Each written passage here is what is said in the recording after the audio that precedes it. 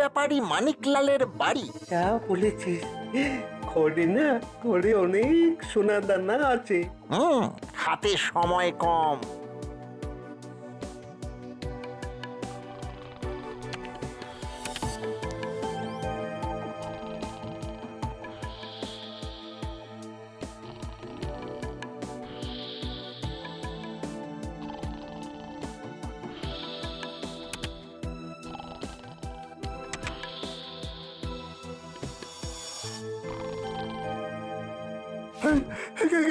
কে কে কে কে? অতিথি। চোর চোর চোর চোর চোর!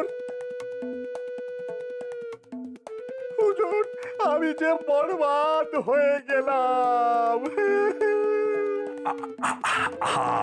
আহা, তুমি চিন্তা করো না মানিকলাল, যেই চুরি করে থাকুক সে ধরা পড়বেই।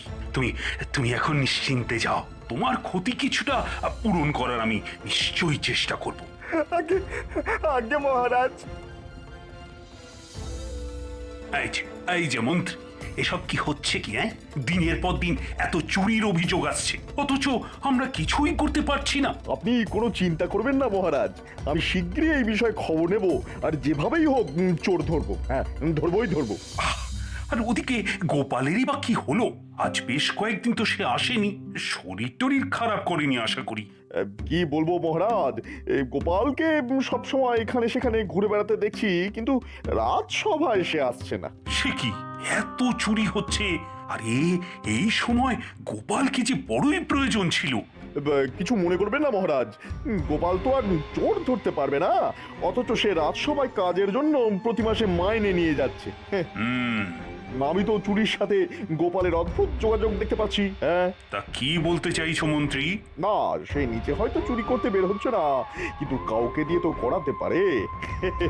মানে রাতের বেলায় চুরি আর দিনের বেলায় ঘুমলে কেউ কি আর রাজসভায় আসতে পারে মহারাজ? না না না না না, গোপাল কখনো চোর হতে পারে না মন্ত্রী। তাহলে কোনো কারণ ছাড়া সে রাজসভায় আসছে না কেন? হ্যাঁ, কি কারণ থাকতে পারে মহারাজ? আপনি একটু ভাবুন।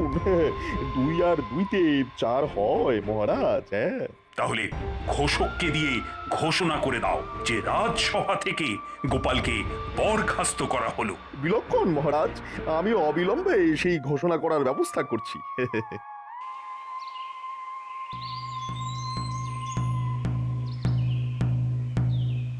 সমস্ত নগরবাসীকে জানানো হচ্ছে, আজ থেকে গোপাল মহারাজ কৃষ্ণচন্দ্রের সভার সাথে কোনোভাবেই যুক্ত নয়। সবাই শুনে রাখো, সবাই জেনে রাখো, সবার শুনে রাখা জেনে রাখা দরকার। আজ থেকে গোপাল মহারাজ কৃষ্ণচন্দ্রের রাজসভার সাথে কোনোভাবেই যুক্ত নয়। মহারাজ তাকে তাড়িয়ে দিয়েছে। আবার কি কথা? এই ন্যাপলা পুটি উল্টে টেপা তোরা শিখে দেখ তো দাদু কোথায়, আশেপাশে কোথাও আছে কিনা। ওহ, এই মানুষটা আমার শান্তি দিল না। কি কাণ্ড বাঁধিয়েছে কে জানে।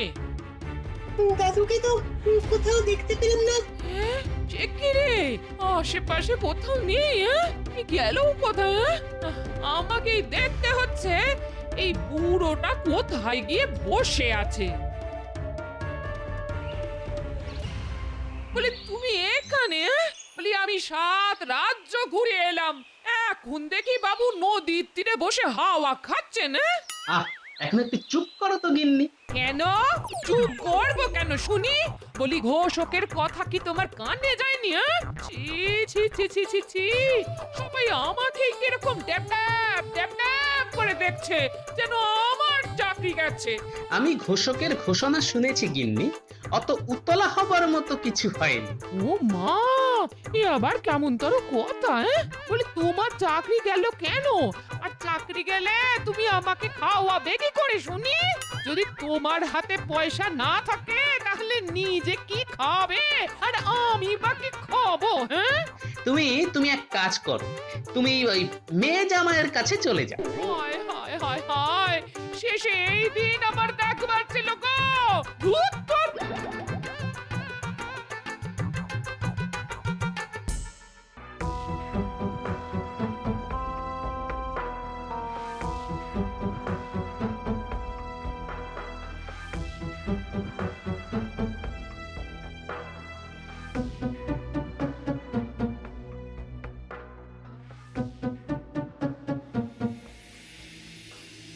হায় হায় হায় হায়, আমাদের সব যে চুরি হয়ে গেল গো। এখন এখন আমরা কোথায় যাব, কি করব?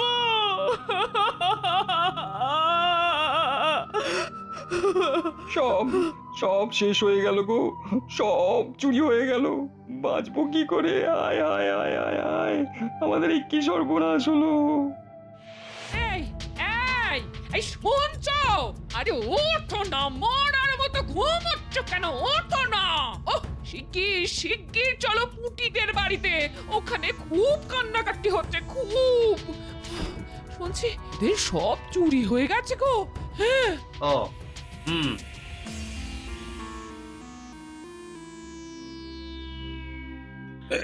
কিন্তু কিভাবে এই চুরি হলো? বলতে পারবো না মহারাজ, তবে কাল মাঝরাতে একটা খুটখুট শব্দে আমার ঘুম ঘুম ভেঙে যায়। ওদিকে কুপির আলো প্রায় নিভে এসেছিল, তাই অন্ধকারে ঠিক ঠাহর করতে পারিনি। মাঝে মাঝে ইঁদুরও আসে, তাই? সকালে সকালে ঘুম থেকে উঠে দেখি দেওয়ালে এক মস্ত গর্ত, আর আমাদের বাক্সে যথাসামান্য যা ছিল সব নিয়ে গেছে, কিছুই নেই। আবার চুরি? ঠিক আছে ঠিক আছে, আমি শিগগিরই এর কোনো ব্যবস্থা করব। আজ্ঞে মহারাজ।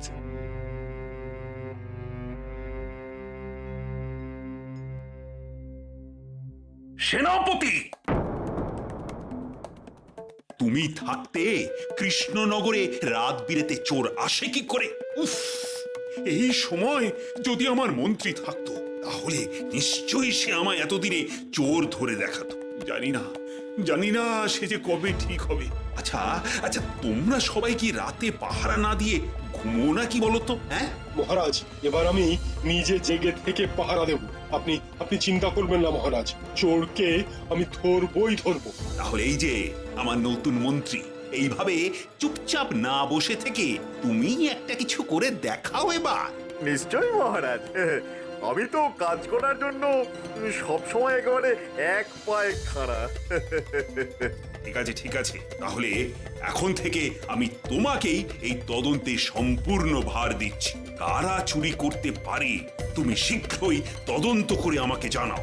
আপনি কোনো চিন্তা করবেন না মহারাজ, আমি ইতিমধ্যেই তদন্তের স্বার্থে একটি গোষ্ঠী গঠন করেছি। বটে? বটার ঘটাকে সেই গোষ্ঠীতে কাজের দায়িত্ব দিয়েছি।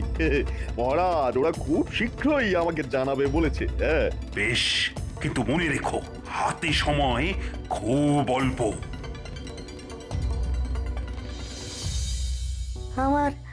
আমার খুব খারাপ লাগলো গোপাল যে মহারাজ তোমাকে চিনতে ভুল করলেন। ঠিক কি হয়েছিল? কি আবার হবে, মন্ত্রী তোমার নামে যা খুশি তাই বলে যাচ্ছিল। তুমি মাইনে পাও অথচ রাত সবাই কাজে আসো না, এমনকি তুমি নাকি কাউকে দিয়ে রাতে চুরি করাচ্ছ আর দিনের বেলায় বাড়িতে ঘুমোচ্ছ। তাই বুঝি? তাহলেই বোঝো, আর সেই ঘুমের কারণে তুমি রাত সবাই আসতে পারছো না। এটা নাকি যুক্তি? আর কি আশ্চর্য, মহারাজ তাতে বিরক্ত হয়ে তোমাকে রাজসভা থেকে বিতাড়িত করলেন। মহারাজ কি এটা বিশ্বাস করেছেন যে আমি চুরি করতে পারি? সেটা অবশ্য সম্ভব নয়। মহারাজ তোমাকে কখনো চোর ভাবতে পারবেন না। না না না না। সেটা আমারও বিশ্বাস, বুঝলে। এদিকে চুরির কত দূর কিনারা হলো গোপাল? কিছু দূর হয়েছে, তবে তবে একটা জায়গায় আমার সন্দেহ হচ্ছে। সময় গেলেই ঠিক বুঝতে পারবো। চুনোপুটি ধরে লাভ নেই, পিছনের ওই রাঘব বোয়ালটাকে ধরতে হবে, বুঝলে। এই নাও চূর্ণ। এই চূর্ণ হচ্ছে বিচুটিকা চূর্ণ। বেশ, হাতে দস্তানা পরে এই বিজুটিকা চূর্ণ ছড়িয়ে দিলেই চোরের খেলা শেষ। শেষ। বাহ বাহ বাহ, এতে আমার খুব উপকার হলো। আমাকে অনেক ধন্যবাদ বিজ্ঞানী।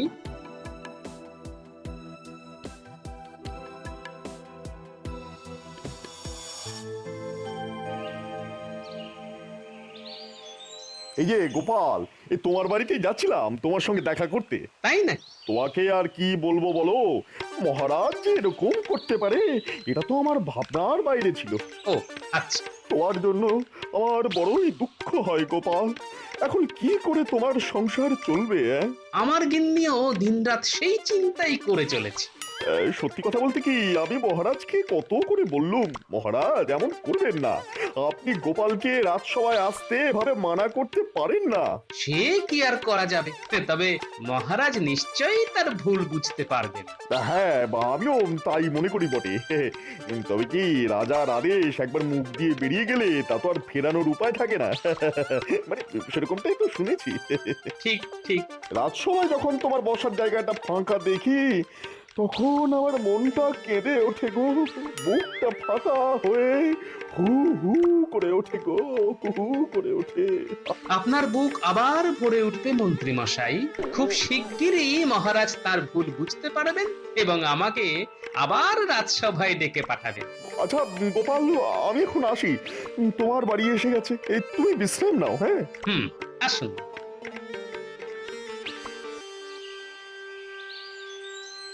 এই নাও দাদু তোমার খাবার। দে। উঠে তোরা খুব সজাগ থাকিস, বুঝলি? মনে হচ্ছে খুব শিগগিরই আমি চোর ধরে ফেলতে পারবো। তাই নাকি দাদু? আমরা সবাই কিন্তু তাহলে খুব সজাগ থাকবো। যাকে বলে চোখ কান খোলা রাখা।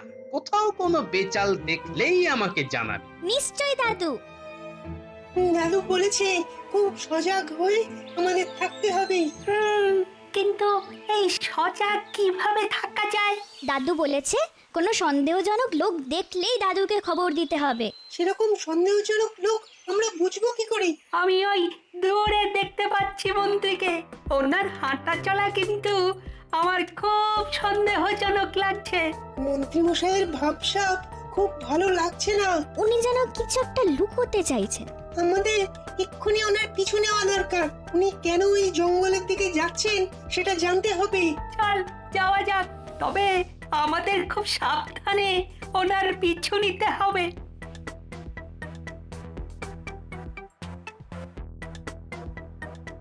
চুরির সব জিনিস এখানে ঠিকঠাক আছে তো? হ্যাঁ, সব ঠিক আছে, আপনি কোনো চিন্তা করবেন না। এবারে প্রজাদের খেপিয়ে তুলতে হবে, বুঝলি? প্রজারা এমনিতেই খুব ক্ষেপে আছে।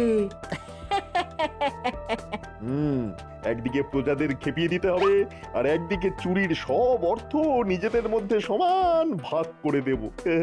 প্রজারা পুরোপুরি খেপে গেলে মহারাজকে তুলে সিংহাসন থেকে ছুঁড়ে ফেলে দেবে। আর তখন আমি নবাবকে বলে রাজা হয়ে যাব। তারপরে চুরি করা অর্থ কিছু প্রজাদের মধ্যে দান করে দিতে পারলেই আমি মহান হয়ে যাব।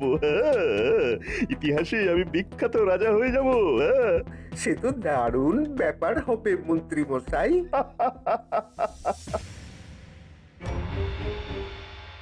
কিছুই বুঝতে পারছি না, দিনের পর দিন রাজ্যে এভাবে চুরি হয়ে যাচ্ছে, অথচ আমার রক্ষীরা কেউ কিছুই করতে পারছে না। আর ওদিকে প্রজারাও তো ক্রমে ক্ষিপ্ত হয়ে উঠছে। কিন্তু মহারাজ, এখন করণীয় কি? সেটাই তো বুঝতে পারছি না। মন্ত্রীকে পূর্ণ তদন্তের ভার দিয়েছি, আর সেও কিছু এখনো বলতে পারছে না। আমার মনে হয় রাজ্যের এই বিপদের সময় গোপালের পরামর্শ বিশেষভাবে প্রয়োজন ছিল। সেটা যে আমারও মনে হয়নি তা নয়, তবে তবে আবার কি?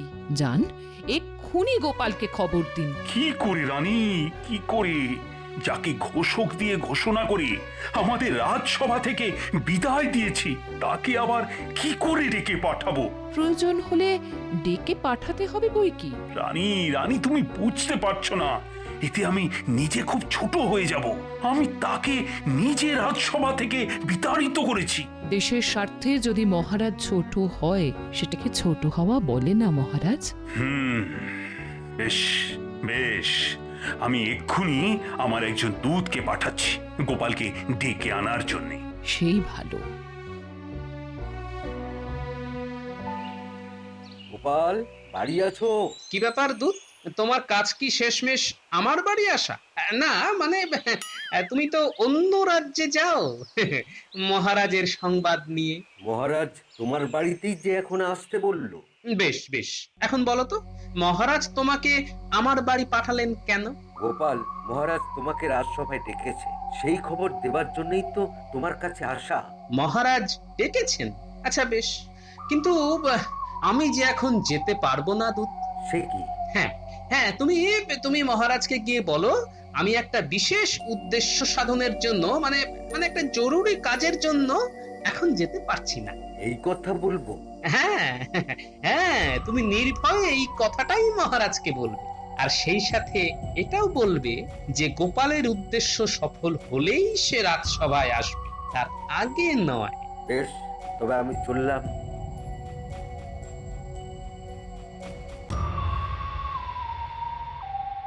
কিরে, তোদেরকে দেখে খুব উত্তেজিত বলে মনে হচ্ছে। দাদু দাদু, সাংঘাতিক ব্যাপার। আমরা আড়াল থেকে শুনেছি ওই মন্ত্রী ওই মন্ত্রী আর বটা ঘটা মিলে চুরি করেছে, আর একটা ছোট ঘরে জঙ্গলের ওই পারে চুরি সব জিনিস লুকিয়ে রেখেছে। যা সন্দেহ করেছিলাম খুব শিগগিরই বিচুটিকা চূর্ণ আমার কাজে লাগতে চলেছে। পিচুটিকা চূর্ণ?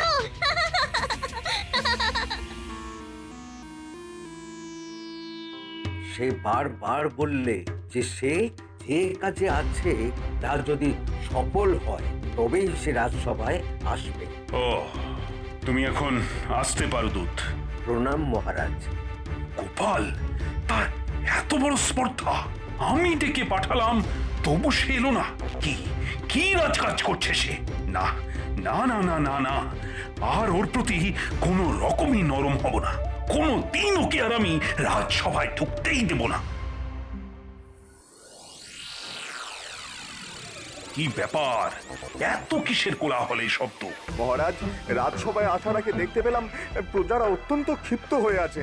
হ্যাঁ, তারাই সব ভিড় করে এসেছে রাজপ্রাসাদের সামনে। এ কি হলো মহারাজ, এ কি হলো? প্রজারা সব যে চুরিতে নিঃস্ব হলো।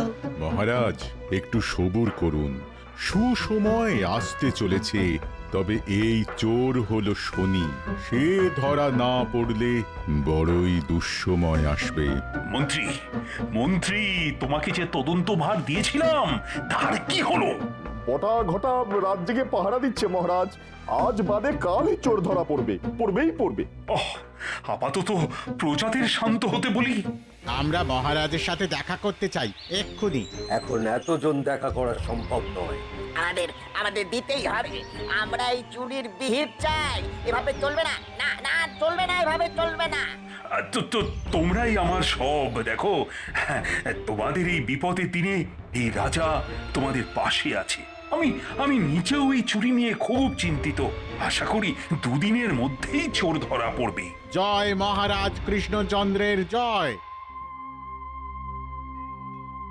আজ এই চরম সংকটের দিনে গোপালের অভাব আমি খুব করে বুঝছি। প্রজাদের আশ্বাস দিলেন, কিন্তু আপনি নিজেই জানেন না কি করে এই চোর ধরা পড়বে। আর চোর ধরা না পড়লে এই প্রজারা তো আমাকে আর মানবে না। কে হবে এই বিপদে আমার ত্রাতা? কে? এই যে বটা বাবু আছেন নাকি? ঘুমোচ্ছেন নাকি চুরির জিনিসের হিসেব করছেন?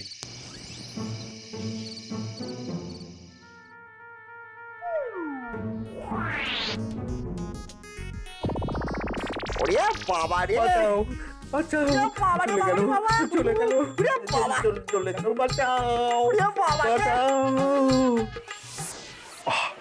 আজও বাইরে কিসের কোলাহল? মহারাজের জয় হোক। বলো বলো রক্ষী। মহারাজ, প্রচুর মানুষের ভিড় হয়েছে চোর দেখতে। গোপাল দুজনকেই বেঁধে রেখেছে। গোপাল? চোর মানে রাজপ্রাসাদের সামনে? কি যে বলছো রক্ষী? এক্ষুনি চলো সবাই।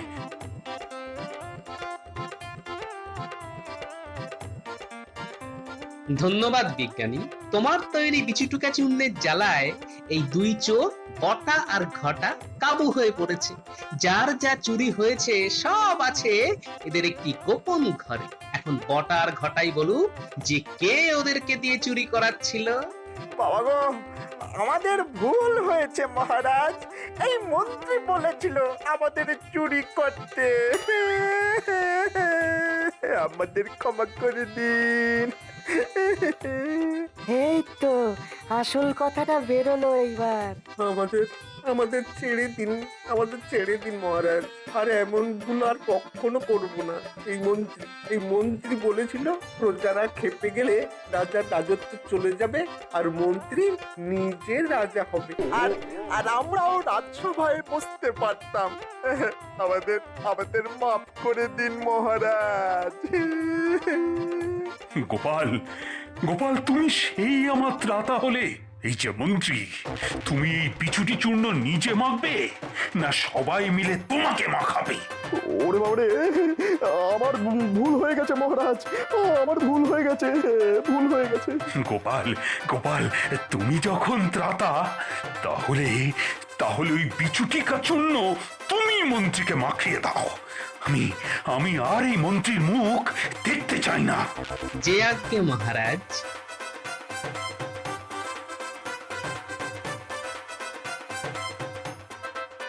জয়, এই গোপালের জয়। হ্যাঁ, মহারাজ আমায় ক্ষমা করে দিন। ওরে বাবারে, ওরে